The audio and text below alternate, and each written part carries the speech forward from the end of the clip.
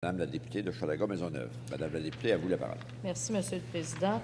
Alors, c'est en ma qualité de porte-parole à la métropole que j'interviens sur ce projet de loi 120. Projet de loi qui, je le dirais comme mon collègue de Blainville, a été aminci par le conflit de travail des juristes, parce qu'on s'attendait à avoir une loi de la métropole. C'est ce qu'on s'attendait. On s'attendait à avoir pas mal plus épais que ça. Et pour avoir joué dans le film il y a bien des années de cette charte de Montréal, l'article 1 du projet de loi du ministre qui vient modifier l'article 85.5 de la charte. L'article 85.5 de la charte n'a pas été fait à l'époque sur un coin de table. Ça a été fait pour protéger les arrondissements. Ça a été fait pour faire en sorte de donner un contrepoids de pouvoir aux arrondissements. Au moment où la ville centrale voudrait centraliser les pouvoirs dévolus aux arrondissements. C'était une question d'équité. Une question d'équité entre les arrondissements et la ville-centre. Aujourd'hui, ce qui nous est proposé par le ministre des Affaires municipales, c'est de venir faire quelque chose avant de nous proposer le nouveau modèle de la métropole.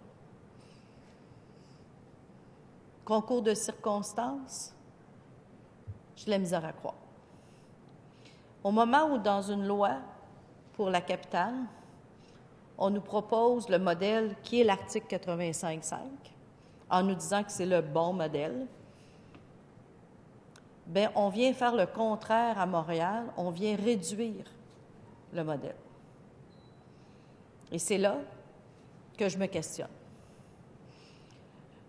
Je comprends les motifs qui ont été demandés par la direction de la Ville de Montréal, par le maire actuel, de vouloir s'assurer du renouvellement des contrats qui ont été précédemment acceptés par le Conseil de Ville pour un délai de 2 ans. Ça, c'était les règles du jeu il y a 2 ans. Mais là, 2 ans plus tard, à cause des délais et du fait que le gouvernement n'a pas déposé sa loi sur la métropole, on vient modifier les règles du jeu comme en cours de processus au jeu. Et c'est là que je me questionne. Et c'est là que je nous interpelle comme parlementaires de venir faire une modification en cours sur un processus qu'on établit dans une autre loi. Pourquoi c'est bon pour Québec, puis ce serait plus bon pour Montréal? On ne veut pas faire de mur à mur, et c'est ce qu'on a fait avec la Charte de Montréal à l'époque, la Charte de Québec, et chacune des villes, quand on a fait la loi 70. Dans la loi 70, je vous rappellerai, Monsieur le Président, on avait une charte pour chacune des villes. On ne voulait pas de mur à mur. On voulait des spécificités particulières pour respecter l'autonomie de chacune de ces villes-là, mais surtout les besoins en lien avec la gestion des villes. Aujourd'hui, le ministre vient répondre à une demande du maire actuel parce qu'il est pris avec des contrats qui finissent le 15 décembre. Et que pour renouveler ces contrats-là, il n'a pas l'assurance d'avoir le vote des 2/3 de son conseil de ville, qui est la règle. Il a eu le vote à 50% plus 1 il y a 2 ans. Mais là, aujourd'hui, au moment de renouveler les contrats, étant donné qu'il n'est pas sûr d'aller chercher l'adhésion de son conseil de ville, on vient modifier les règles de la démocratie. C'est ça qu'on vient faire. Alors moi, je me questionne. Je me questionne parce que ce que j'ai peur, c'est que ce soit le modèle qu'on veuille implanter pour la future charte de la métropole. Et que dorénavant, on n'ait plus besoin de 2/3 pour rapatrier une compétence. Qu'on fasse ça à la majorité. Ce qui veut dire qu'on vient de donner un chèque en blanc au maire de Montréal qui, lui, a la majorité. et on ne vient plus respecter l'équilibre qui a été créé au moment de la création de la nouvelle ville de Montréal. Moi, je vais avoir besoin d'être convaincue de la nécessité. Une nécessité peut-être temporaire. Ça, je serais prête à en discuter. Mais une nécessité permanente, j'ai de la misère. Puisque cette nécessité-là, on ne l'applique pas à Québec.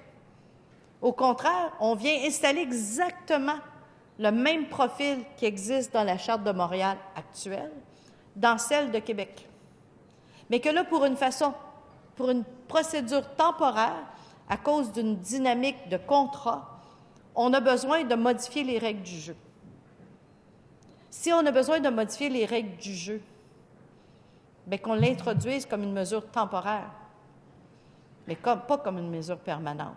Parce que ce qu'on vient faire, c'est une mesure permanente qui fait que lorsqu'on va arriver au statut de la ville, et dorénavant, d'ici à ce qu'on modifie la loi, bien, le conseil de ville pourra rapatrier n'importe quelle compétence avec 50 plus 1 pour l'avenir et sans délai maintenant.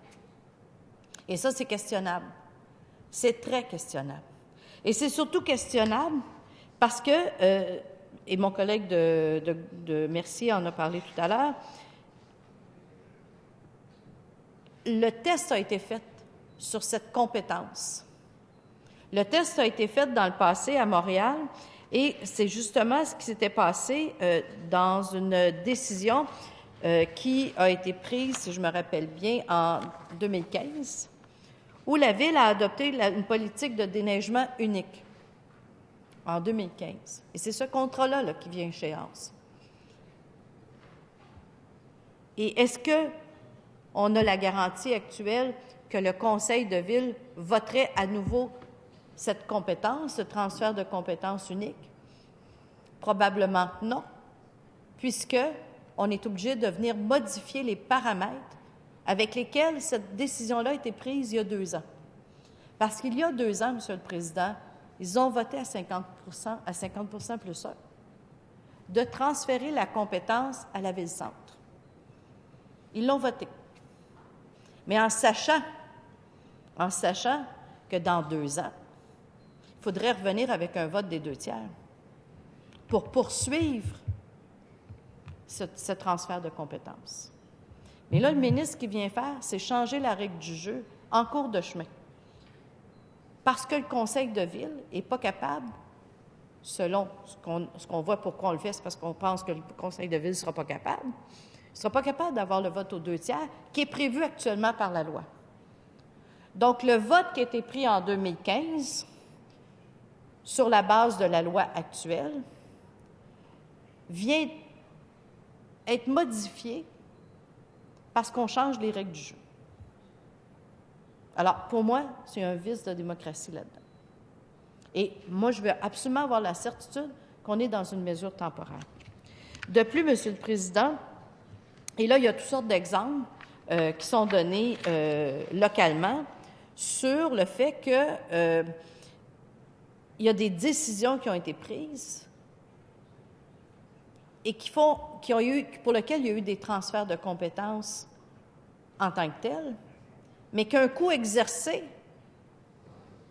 et pour lequel il n'y a pas eu de décision, bien finalement, la compétence, malgré qu'elle n'est pas nécessairement là, on enlève les crédits au bout. Alors ça, c'est une vieille tactique. On te laisse la compétence, mais on ne te donne pas d'argent. On a tous connu ça dans toutes les modalités. Mais ce que je voudrais vous rappeler, Monsieur le Président, c'est que le chef du Parti québécois, tout récemment, s'est exprimé très clairement là-dessus, à l'effet que s'il y avait une modification au niveau des pouvoirs des arrondissements, que l'on solliciterait que le maire actuel, s'il veut avoir des modifications à cela, devrait passer par le vote des électeurs montréalais qui accepteraient ces propositions.